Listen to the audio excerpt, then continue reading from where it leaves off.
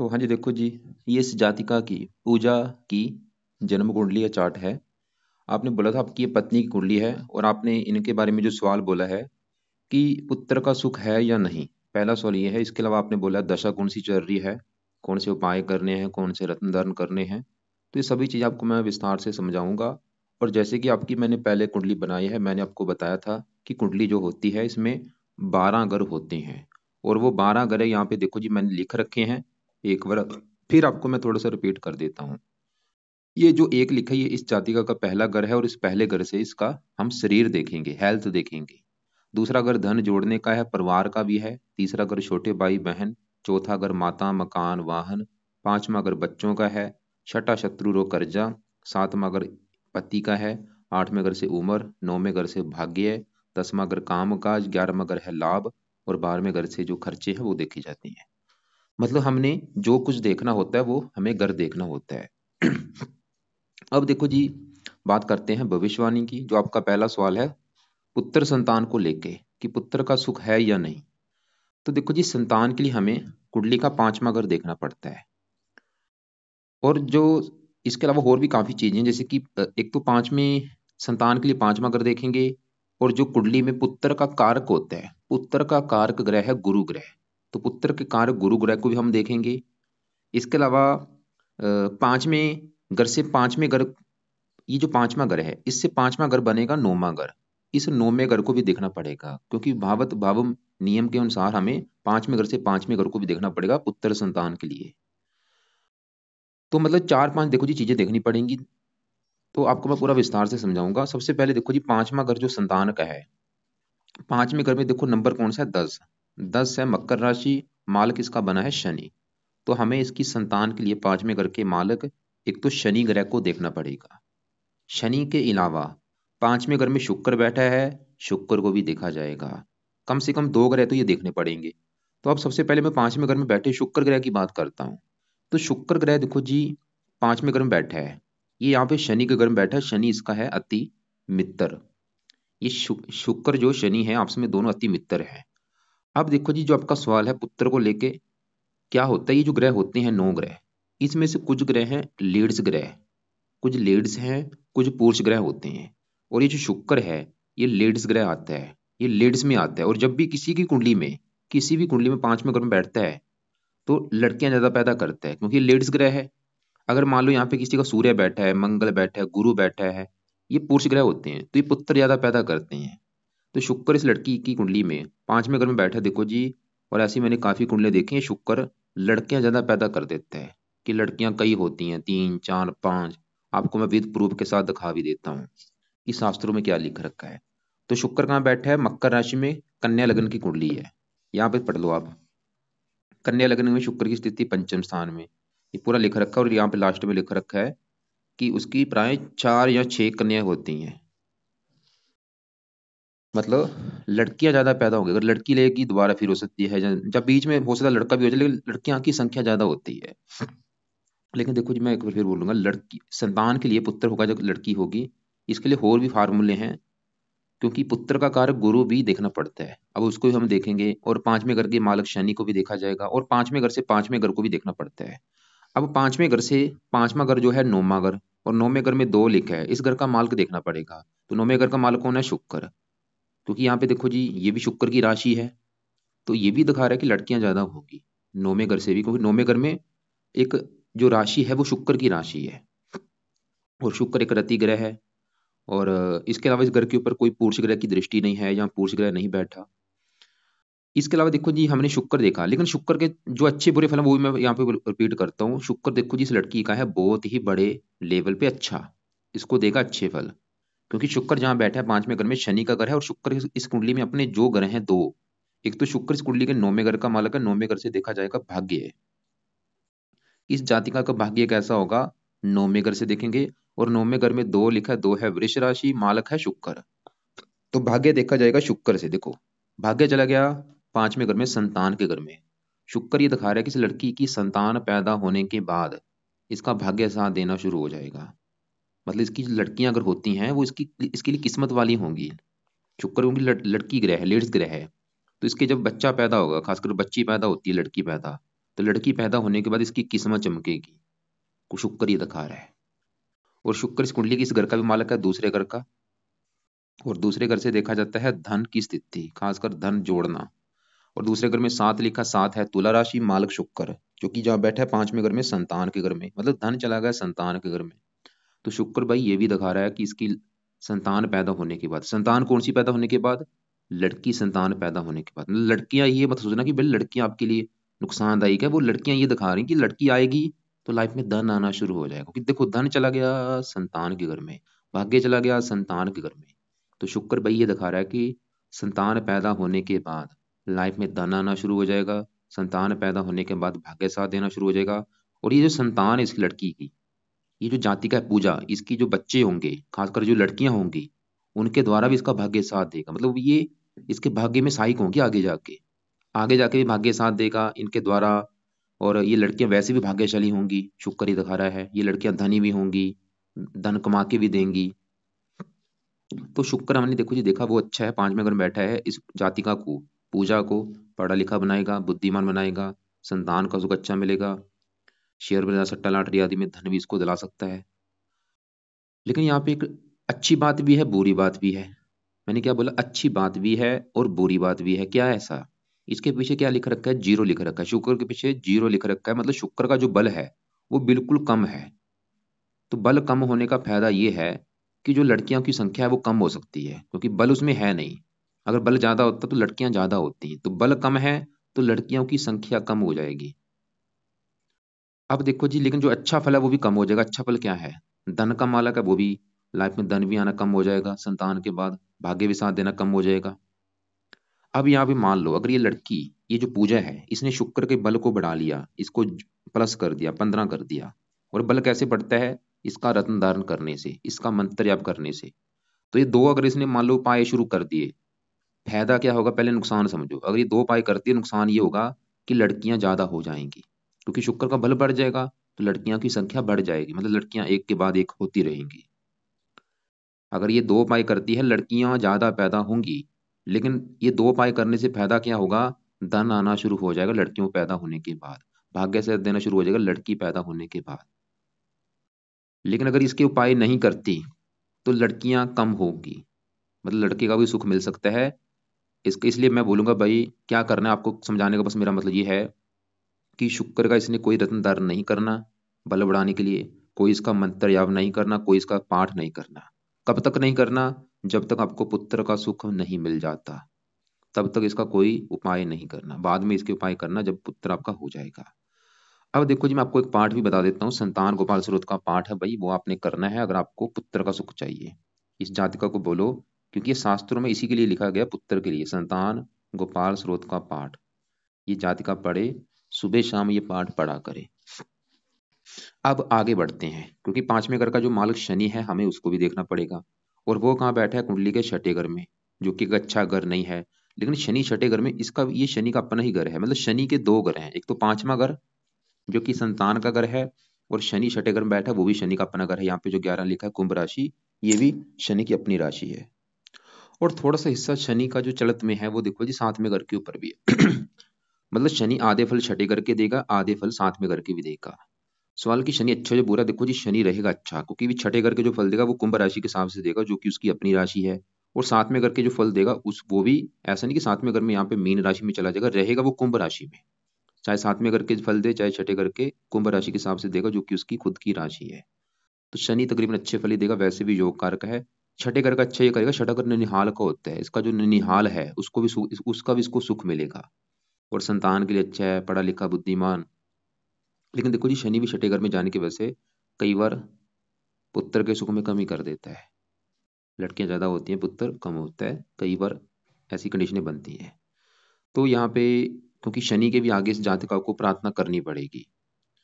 तो शनि के देखो जी दो उपाय ये जातिका लिख ले। पहला उपाय, इस जातिका ने हर शनिवार को शनि मंदिर में जाके प्रार्थना करनी है। क्या प्रार्थना करनी है आपको मैं समझाता हूँ। मतलब हर शनिवार को शनि मंदिर जब जाएगी वहां पे प्रार्थना ये करनी है कि हे शनि देवता जी, मैं आपके मंदिर इसलिए आई हूँ क्योंकि आप मेरी कुंडली के 5वें घर के हैं मालक, और 5वां घर है संतान का घर, और मुझे एक पुत्र का सुख चाहिए। और मैं चाहती हूँ मुझे प्रिय पुत्र का सुख मिले, इसलिए आपके मंदिर माथा टेकने आई हूँ। तो इस प्रकार वहां पे प्रार्थना करनी है कि आप मेरे संतान के घर के मालिक, मुझे पुत्र का सुख चाहिए। तो हर शनिवार को ये नियम बना के शनिवार जाना ही जाना है। अगर घर के आसपास शनि मंदिर है फिर तो रोजाना जाया करो, जब तक पुत्र का सुख नहीं मिल जाता। बिल्कुल आपको मिलेगा अगर शनि के आगे ये रिक्वेस्ट करेगी, प्रार्थना करेगी। दूसरा उपाय, ये जातिका रात के समय शनि चालीसा का पाठ भी किया करे। और पाठ खत्म होने के बाद, जब पाठ इसने पढ़ लिया, उसके खत्म होने के बाद भी प्रार्थना करनी है कि शनि देवता जी, आपका मैंने शनि चालीसा का पाठ पढ़ा है, इसलिए पढ़ा है क्योंकि मुझे एक पुत्र की कामना है, मुझे पुत्र का सुख मिलना चाहिए। अब देखो जी, मैंने संतान गोपाल स्रोत का पाठ बोला है, चाहे सुबह चाहे शाम दोनों कर सकती है, दोनों टाइम या दोनों में एक टाइम जरूर करना है। और ये शनि चालीसा पढ़ना है रात के समय जरूर। अब शुक्र के उपाय कुछ नहीं करने। और अच्छी बात यह है कि इसका बल बिल्कुल कम है, 0 डिग्री पे बैठा, बहुत अच्छी बात है। अब देखो जी, आगे बढ़ते हैं, क्योंकि पुत्र का जो कारक है वो है गुरु। अब गुरु की बात करते हैं कि इसका गुरु कैसा है। तो इसका जो गुरु है वो यहाँ पे बैठा है चौथे घर में। गुरु ग्रह चौथे घर में बैठा है, साथ में देखो सूर्य भी है, बुध भी है, मंगल भी है, 4 ग्रह बैठे हैं चौथे घर में। और एक अच्छी बात इस जातक के लिए क्या है कि अभी इसकी गुरु की दशा स्टार्ट हो भी चुकी है। देखो, ये 12 महीना 23 से चली है, अभी पिछले 2 महीने से गुरु की दशा शुरू हो चुकी है। और ये अभी काफी लंबी है, 39 में खत्म होगी। इससे पहले इसके ऊपर राहु की दशा थी, और अभी चली है गुरु की दशा। मतलब ये जो गुरु की दशा है, ये दशा इसकी बहुत अच्छी जाएगी, क्योंकि गुरु इसका अपने ही घर में बैठा है, जो कि इसको हजारों अच्छे फल देगा। और देखो जी, गुरु की दशा जब किसी के ऊपर चलती है, गुरु क्योंकि पुत्र का भी कारक है और संतान का भी कारक है, इसकी दशा में पुत्र का भी सुख मिल जाता है। मतलब ये गुरु दशा भी अच्छी चल रही है, इसलिए इसकी वजह से इसको पुत्र का सुख इसमें मिल जाएगा। अगर सही ढंग से ये उपाय करने बहुत जरूरी है भाई। जो मैंने उपाय बोले हैं, संतान को वाल रोज शनि चालीसा, ये भी पढ़ना जरूरी है। और गुरु का भी उपाय आपको मैं बताता हूँ कि वो भी करना जरूरी है, क्योंकि गुरु इसका अस्त बैठा है और बल कम लेके बैठा है। तो सबसे पहले विस्तार से समझाता हूँ। ये जो चौथा घर है, इसमें देखो 4 ग्रह बैठे हैं। समझो चौथे घर से पहले ये देखो कि देखा किया जाएगा। ये जो चौथे घर से देखा जाएगा, इस जातिका की माता का सुख, मकान का सुख, वाहन, भूमि, जमीन, जायदाद, नौकर चाकर, घरेलू सुख, घर का माहौल, घर की जरूरतें, ये सभी चीजें चौथे घर से देखी जाएंगी। और इसके लिए हमें घर का मालिक देखना होता है। फार्मूला सबसे पहले ये है कि घर का जो मालिक है, क्योंकि चौथे घर में 9 लिखा है, 9 है धनु राशि, तो मालिक बना है गुरु। तो हमें गुरु को देखना पड़ेगा। और गुरु कहाँ बैठा है? इसी घर में बैठा है। गुरु चौथे घर का मालिक अपने ही घर में बैठा है, जो कि एक बहुत बड़ी अच्छी बात है। तो गुरु चौथे घर का क्या करेगा? अच्छा करेगा। क्या अच्छा करेगा? मकान का घर है, मकान का सुख अच्छा मिलेगा, वाहन का सुख अच्छा, भूमि जमीन जायदाद नौकर चाकर, ये सभी सुख दिला देगा। माता का सुख अच्छा, और घरेलू सुख अच्छा, घर का माहौल अच्छा, घर की जरूरतें अच्छी तरह से पूरी होंगी। और गुरु के एक और घर है, वो है ये 7वां घर। और 7वां घर है इस जातका के पति का घर। पति के लिए 7वां घर, 7वें घर में 12 है, 12 है मीन राशि, मालक गुरु। गुरु वैसे भी पति का कारक होता है और इसके पति के घर का मालक भी है। तो गुरु इसको पति का भी सुख अच्छा दे देगा। गुरु की 7वीं दृष्टि पड़ेगी 10वें घर के ऊपर, इसको अभी गुरु की दशा में काम काज का सुख अच्छा मिलेगा। 7वीं यहाँ पड़ेगी 8वें घर के ऊपर, इसको धार्मिक बनाएगा, परोपकारी बनाएगा। 12वें घर को देखेगा, वैसे खर्चे भी शुभ कामों के ऊपर होंगे। मतलब ये जो गुरु की दया चली, इसकी जातका की धार्मिक कामों में रुचि बढ़ जाएगी। धार्मिक विश्वास, आप चाहे देख भी लेना कि जब से 2 महीने से दशा इसकी चली होगी, इसकी लाइफ में काफी चेंज आया होगा। जो पहले थी अभी नहीं रही होगी। बड़े लेवल पे चेंज आ जाता है जब दशा चेंज होती है। और ये दशा भाई बहुत बड़े लेवल पे अच्छी जाएगी, क्योंकि गुरु अपने ही घर में बैठा है, हंस योग बना है। लेकिन देखो जी, नेगेटिव बात क्या है तो अच्छा। अच्छे फल क्या है? मकान वाहन के लिए अच्छा है, काम काज के लिए अच्छा है, पति के लिए अच्छा है, उम्र के लिए अच्छा है, हजारों अच्छे फल देगा। लेकिन जो अच्छे फल हैं वो थोड़े से कम हो रहे हैं, क्योंकि गुरु इसका अस्त बैठ चुका है साथ में सूर्य के। और बाल अवस्था में बैठा है, बच्चे के रूप में है, ऊपर से अस्त है। तो हमने क्या करना है? इसके पावर को बढ़ाना है, 2 डिग्री को प्लस करना है, इसके अच्छे फल कई गुना बढ़े। और जो अस्तमृत बैठा है, इसको मतलब जीवित करना है। तो इसके देखो जी 3 4 मैं उपाय बताता हूँ, वो ये जातका अगर करती है तो अच्छे फल कई गुना बढ़ेंगे। पहला उपाय, इस जातका ने सुबह के टाइम जो करना है वो है गुरु का मंत्र जाप किया करे। और ये आज जैसे गुरुवार है, चाहे आज से शुरू कर ले, चाहे अगले गुरुवार जो आने वाला है उससे शुरू करके, गुरु का सुबह के टाइम रोजाना मंत्र करना है। चाहे 1 माला, 2 माला, 3 माला, 4 माला, जितना देखो जी कर सकती है रोजाना करे। और नियम बना ले, अगर 1 माला करती रोजाना 1 करे, 10 करती 10 करे। तो रोजाना गुरु का मंत्र करना, गुरुवार से स्टार्ट करके संकल्प लेके, संकल्प जरूर ले ले गुरुवार जब भी स्टार्ट करेगी, चाहे आज से कर ले चाहे अगले गुरुवार से, संकल्प ये लेना है कि हे गुरु देवता जी, मेरा नाम पूजा है, मेरी जाति ये है, गोत्र ये है, और आपकी मेरे ऊपर अभी चली है महादशा, पिछले कुछ महीने हुए हैं, और ये दशा मैं चाहती हूँ मेरी बहुत अच्छी जाए।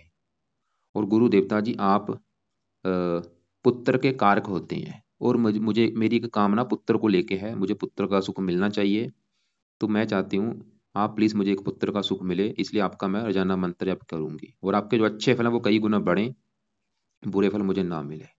तो इस प्रकार इस जातका ने संकल्प लेके गुरुवार के दिन से रोजाना करना है मंत्र जाप। ओम ब्रह्म बृहस्पति नमः, ये मंत्र रोजाना पढ़ना है। इसके अलावा देखो जी और भी काफी उपाय हैं, वो मैं फिर भी बता देता हूँ, चाहे करे चाहे ना करे वो इसकी मर्जी है। जो कि है दूसरा उपाय गुरु कवच का पाठ, ये पाठ को भी पढ़ सकती है। तीसरा उपाय गुरु स्रोत का पाठ, दो पाठ है गुरु कवच गुरु स्रोत। चौथा उपाय ये जातिका गुरुवार का व्रत भी रख सकती है, हर वो गुरुवार को व्रत रख लिया करे, कथा करे आरती करे। अब देखो जी ये दूसरे उपाय इसके, ये चाहे करे चाहे ना करे, लेकिन पहला उपाय इसने बहुत जरूरी है करना। इसके अलावा एक पांचवा उपाय है ये जातिका इसका रतन धारण भी करे, और ये भी जरूरी है। रतन क्या करेगा, इसके बल को कई गुना बढ़ाएगा, और ये बेस्ट उपाय है रतन। तो रतन इसने धारण जरूर करना है। दूसरे रत्न देखो जी, इसमें वैसे ही बुध का भी रत्न जरूर धारण करे, क्योंकि वो भी अस्त बैठा है। शुक्र का भी रत्न इसको धारण करना बनता है, लेकिन शुक्र के साथ गुरु का रत्न धारण नहीं होगा। लेकिन गुरु के साथ बुध दोनों रत्न धारण कर सकती हैं, लेकिन शुक्र का रत्न इसके साथ धारण नहीं होगा। वैसे अभी शुक्र का गुरु का रत्न जरूरी है, क्योंकि गुरु की दशा है। तो गुरु का जो रत्न इसने लेना है, गुरु का रत्न है पीला पुखराज। अच्छी क्वालिटी का लेना है, लैब टेस्टेड होना चाहिए। उसको लेने के बाद वजन के बराबर लेना है। अगर इसका वेट है 60 किलो, तो 6.25 रत्ती का ले ले। 50 किलो है, 5.25 रत्ती का ले ले। लेने के बाद उसको या तो सोने में जड़वाना है या फिर पित्तल में जड़वा ले। और जड़वाने के बाद लेफ्ट हैंड की इस पहली उंगली में धारण करना है। शुक्ल पक्ष के पहले बृहस्पतिवार को सुबह का टाइम, सुबह 7:15 हो या 8:15 या 9:15 बजे। धारण करने से पहले कच्चे दूध में या गंगा जल में धो के इसको धारण कर लेना है। इसके अलावा एक और चीज, पीले कपड़े ज्यादा से ज्यादा पहना करे। रोजाना देखो जी, अगर दिन में पीले कपड़े तो रोजाना नहीं पहन सकती, तो रात को ऐसे कपड़े रखे पीले रंग के, जो जो कि इसने पहन के सोने हैं, या ऊपर लेके सोए पीले। घर के पर्दे भी पीले कर ले, पीला रंग होना चाहिए अब जिस रूम में रहती है। मतलब पीली वस्तुओं का जरा यूज करे, पीला केला खाया करे। दाल बिल्कुल पीले रंग का कुछ नहीं करना। किसी से गिफ्ट लेना वो भी पीले रंग का ले सकती है। तो ये चीजें फॉलो अगर करेगी, गुरु का बल कई गुना बढ़ेगा, अच्छा बल बढ़ेगा, बुरा बल थोड़ा, वैसे बुरा बल तो है नहीं, फिर भी मान लो कोई हुआ तो कम हो जाएगा। तो देखो जी, पुत्र के बारे में आपको क्लियर कर चुका हूँ। शुक्र तो वैसे ये दिखा रहा है कि भाई लड़कियां, अब मुझे नहीं पता आपकी कितनी लड़कियां हैं, लेकिन ये लड़कियां जैसे दिखा रहा था कि 3 4 5 6 ऐसे हो सकती हैं। और आपकी भी मैंने उस समय कुंडली देखी थी, आपके भी शायद लड़कियों के ज्यादा योग थे। तो बाकी इसके अलावा देखो जी, एक शतमांश कुंडली भी होती है, उसमें भी देखना पड़ता है। जैसे कि अभी आपको दिखा देता हूँ, वो बच्चों के लिए होती है स्पेशल। ये देखो शतमांश कुंडली, संतान और उसकी संतान। यहाँ पे पांचवें घर को देखना पड़ता है कि पांचवें घर में कौन से ग्रह बैठे हैं। यहाँ पे पांचवें घर में देखो कौन बैठा है, शुक्र चंद्रमा।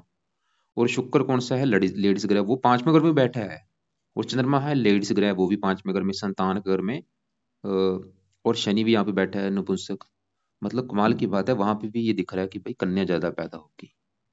अब देखो जी, यहाँ पे कुंडली तो वही दिखा रही कि लड़कियां ज्यादा पैदा होंगी, लेकिन आपको भगवान का सहारा लेना पड़ेगा अगर पुत्र का सुख चाहिए। ऐसे पुत्र नहीं होगा आपके, ऐसे तो लड़कियां ज्यादा हो सकती हैं।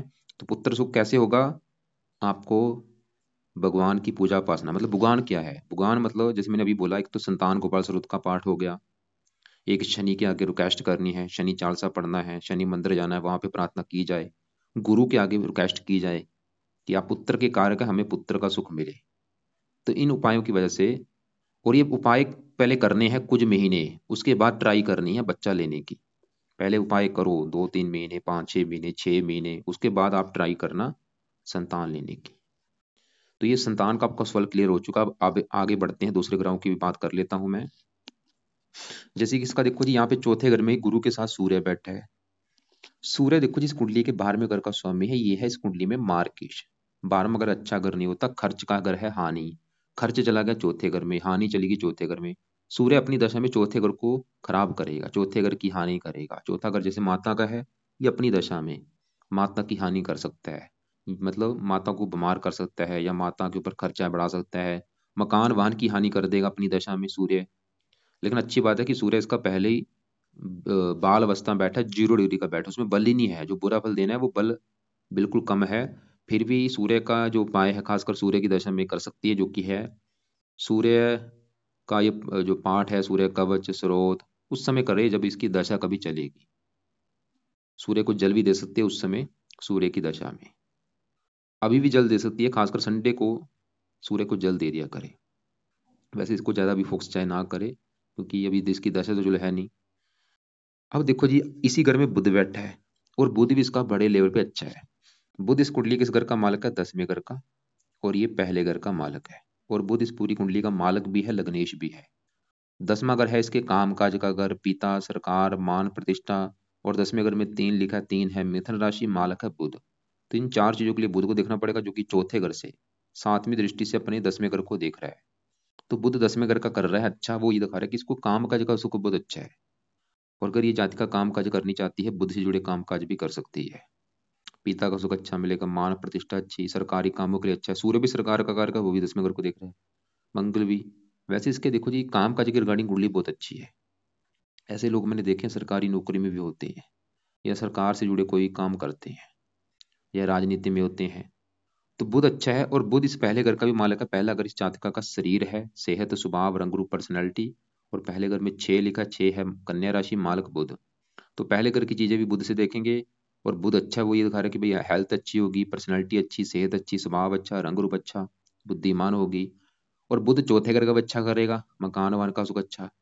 लेकिन देखो जी, बुध है तो अच्छा, लेकिन वो भी अस्त बैठ है, मतलब उसके भी जो अच्छे फल हैं वो कम हो रहे हैं, ज्यादा कम नहीं, वैसे थोड़े से कम जरूर होंगे। क्योंकि कई बार कहा जाता है बुध को अस्त होने का दोष नहीं लगता।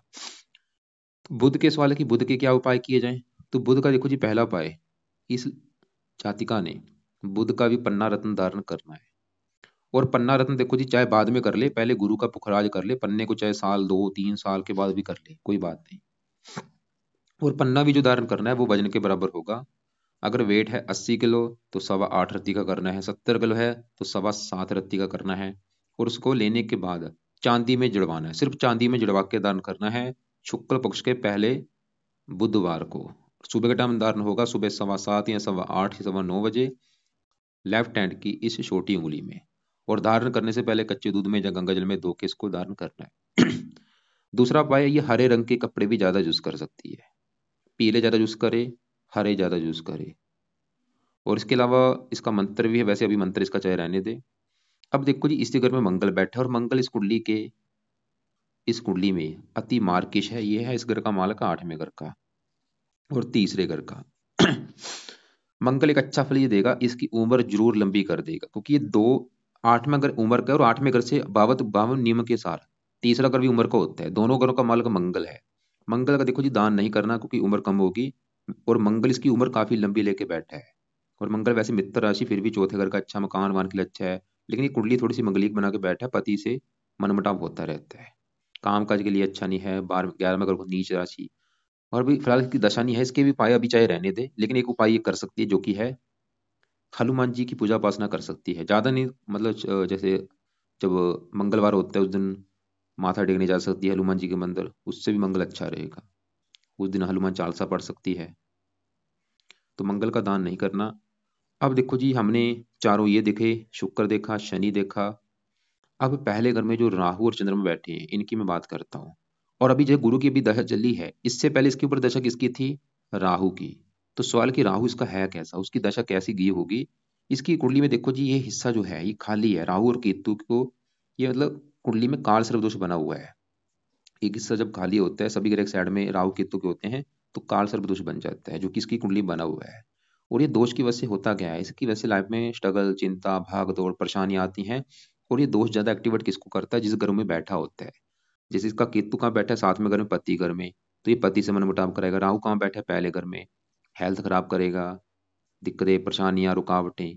लेकिन जो राहु है बैठा देखो जी पहले घर में, लेकिन चलित कुंडली में राहु का जो बड़ा हिस्सा है, 70% हिस्सा है, वो है दूसरे घर के ऊपर। मतलब राहु ज्यादा फल दूसरे घर के देगा। ऐसे केतु 7वें घर में है, बड़ा हिस्सा है 8वें घर के ऊपर। तो एक अच्छी बात है, क्योंकि अगर ये इसी ग्रह के फल देते, केतु ने क्या करना था, पति से लड़ाई झगड़े कराने थे, पति से मनमुटाव कराना था, राहु ने हेल्थ ज्यादा खराब करनी थी। लेकिन राहु का बड़ा हिस्सा है दूसरे घर के ऊपर, और दूसरा घर है धन का। तो राहु मतलब दूसरे घर के जो फल देगा, धन खर्च कराएगा, धन जुड़ने नहीं देगा, धन की हानि होगी। लेकिन अभी मैंने क्या बोला, दशा फिलहाल खत्म हो चुकी, चाहे इसके उपाय ना भी करो कोई बात नहीं। और राहु वैसे भी वृद्ध अवस्था में बैठा है, तो क्योंकि उपाय फिर ज्यादा हो जाएंगे, क्योंकि मेन अभी जो उपाय है, फिर भी इसके उपाय करने क्या थे, अगर मेन उपाय क्या है इसके जो, अगर क्योंकि फिर भी देखो जी, कई बार जो काल सर्पदोष होता है, इसका जो असर होता है फिर भी हमारे ऊपर लाइफ टाइम रहता है। तो राहु केतु के लिए जातिका दोनों के कवच के पाठ रात को पढ़ सकती है, राहु कवच का पाठ या केतु कवच का पाठ। अभी इसको चाहे पेंटिंग में कर दे, पढ़ लिया करेगा, मैं मना नहीं करूंगा, पढ़े जरूर। कब पढ़ने हैं, पहले आप अपने जो दूसरे जो उपाय है वो शुरू कर लो, इसको चाहे 2 महीने 3 महीने के बाद शुरू कर दे, 6 महीने के बाद शुरू कर दे, और पढ़ने दोनों रात के समय है। राहु देखो जी, वैसे तो काल सर्वदोष बना है, लेकिन ये राहु वाला काल सर्वदोष ज्यादा खराब फल नहीं देगा। उसका कारण क्या है, राहु पहले घर में स्वय राशि में बैठा है, कन्या राशि में बैठा है, इसकी स्वय राशि है। और पांचवें घर, पहले घर से पांचवें घर को यहाँ पे मित्र राशि है, नौवें घर को उच्च राशि है।